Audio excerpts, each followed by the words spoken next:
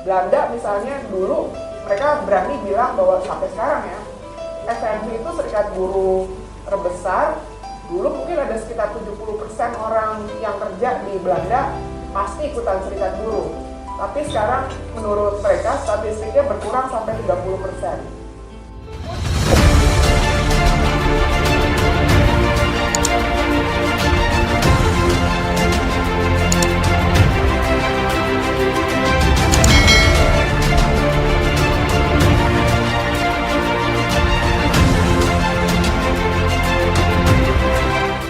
Pun 30% masih cukup kuat untuk mempengaruhi kebijakan-kebijakan politik dan ekonomi di Belanda. Tapi buat dia cukup mengkhawatirkan. Nah, ada banyak strategi yang sekarang lagi didiskusikan, diskursus soal bagaimana merevitalisasi. Revitalisasi itu artinya memperkuat kembali gerakan serikat buruh. Salah satu yang emang mau dipilih adalah soal revitalisasi serikat buruh melalui strategi gender. Apa ini strategi gender? Ntar coba kita lihat bareng-bareng. Tapi saya mau mulai dengan beberapa data aja nih. Ini ada survei dunia dilakukan di 57 negara gitu. Ini yang melakukan sebenarnya kebanyakan sosiolog ya, orang-orang yang belajar ilmu sosial, sosiologi gitu. Dan dia punya beberapa pertanyaan khusus, saya ngutip-ngutip aja. Beberapa pertanyaan khusus berkaitan dengan perempuan. Penguatan terhadap buruh perempuan. Penguatan itu sudah kawan-kawan masukkan, tetapi ada tadi muncul tentang persoalan bagaimana mereka terlibat di kepengurusan. Nah, salah satunya ketua serikat buruh perempuan Sirintang itu dari muncul itu. Kenapa nggak kita perbanyak menjadi pemimpin dari perempuan? Nah, dengan mereka menjadi pemimpin, akhirnya bisa untuk mengutarakan kepentingan perempuan. Nah, karena perempuan sama perempuan ini kan ada rasa-rasa juga lebih mudah mereka menyampaikan kalau sama perempuan. Kalau di perkebunan, kalau di industri biasanya sama laki-laki lebih mudah malah, kan begitu. Jadi ada kebalikannya ada situasinya. Kemudian juga bagaimana mereka menjadi pemimpin kalau dipilih oleh anggota. Jadi perlu ada memang anggota perempuan juga, buruh perempuannya, supaya terpilih perempuan, walaupun tadi muncul di industri perempuan semua, tapi yang dipilih laki-laki, kan begitu, semacam fenomenal gitu kan. Tapi memperbanyak anggota supaya kita punya kekuatan juga.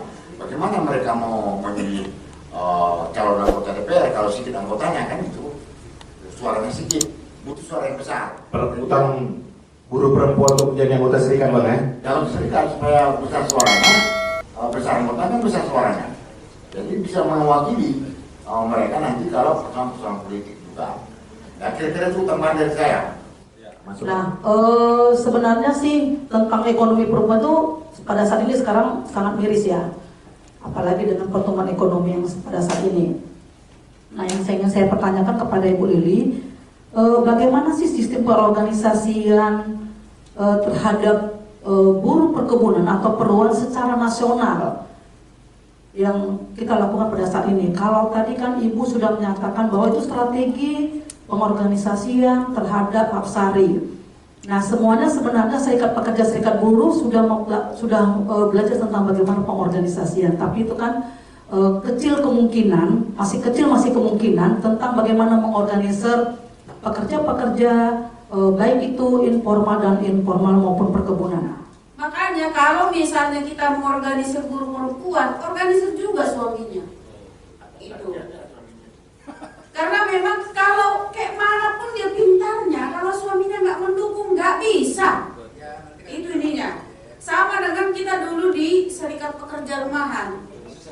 Apalagi mereka kan yang skopnya di rumah, mereka tidak bisa keluar. Kalau keluar aja harus izin suami. Nah, ada lagi yang dikaitkan dengan agama. Kalau kau keluar tanpa izin suamimu, kau durhaka.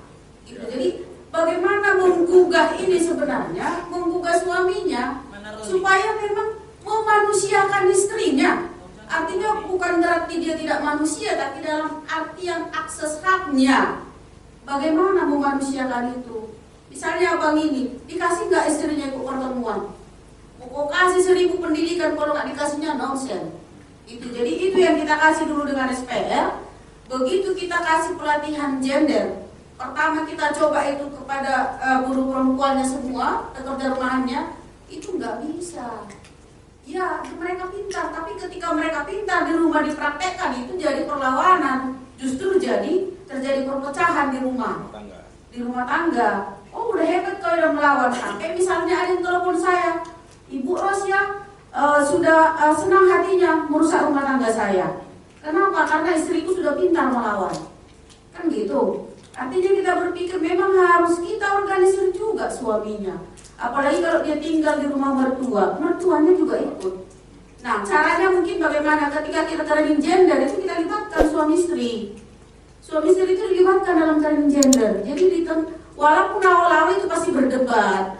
Mereka janganlah buka-buka, itu kan masalah kita di rumah.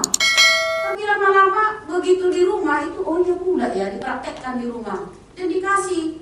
Akhirnya di proses perjalanan ketika tidak ada kegiatan SPR, misalnya istrinya nggak keluar, dia tanya, "Ma, kok nggak keluar, nggak ada kegiatan lagi SPR?" Itu artinya apa gitu loh. Nah, ketika misalnya dengan mertuanya, kadang-kadang mertua juga jadi penghalang. Enak-enak kali kau suruh istrimu, kau pula cuci piring. Dari internalnya kan begitu, dari dirinya buruh perempuan itu sendiri. Sedangkan tantangan adalah kelemahan-kelemahan dari eksternalnya, di luar dari kelompok mereka gitu. Jadi sebenarnya solusinya ini sebenarnya kalau saya pikir penguatannya itu lebih kepada internalnya. Nah, penguatannya, kenapa? Ini kan bicara penguatan buruh-buruh perempuan. Nah, jadi kenapa? Kalau di eksternalnya, ya memang kita perlu kampanye, aksi, advokasi. Itu memang perlu kita lakukan, bahkan kalau bisa membuat mengusulkan perda dan lain-lainnya. Iya, nah, iya itulah maksudnya untuk dari eksternalnya. Tapi di internal ini yang sebenarnya yang paling penting. Nah, kalau saran saya sebenarnya begini, ini kan buruh perempuan ini kan sangat rentan terhadap dengan status mereka yang hanya harian lepas, artinya kapan saja bisa di PHK, kapan saja bisa direkrut. Nah, di sini bisa juga sebenarnya dibuat penguatan ekonomi.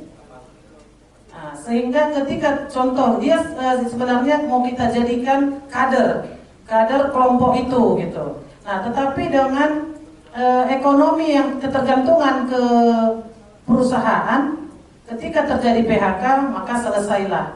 Nah, tapi kalau ada contoh kita dari organisasi ada penawar-penawar contoh, ada ekonomi kerakyatan yang dikelola oleh mereka, itu juga salah satu sebenarnya ilmu bertahan mereka tetap di gerakan ini.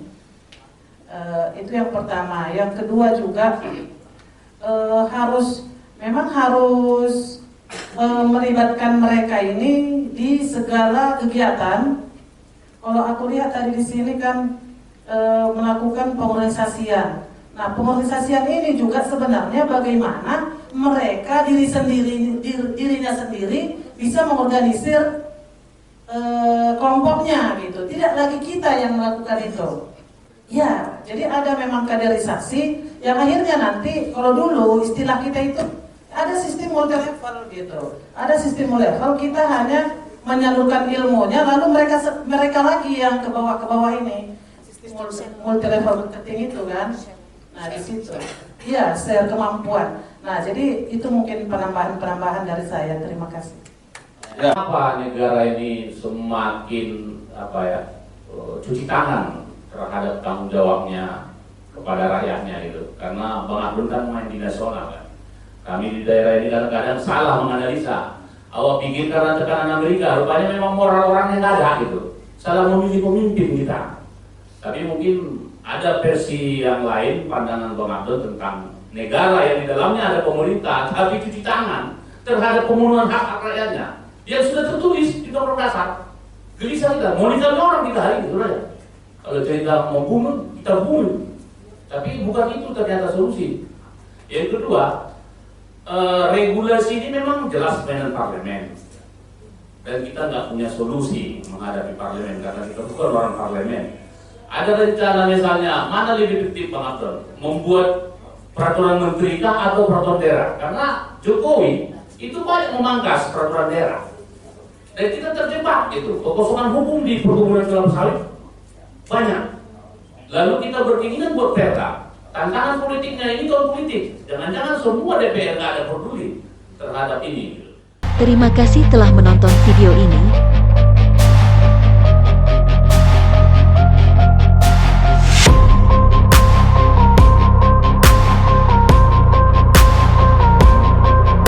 Federasi Serbundo. Jangan lupa like, share, komen, and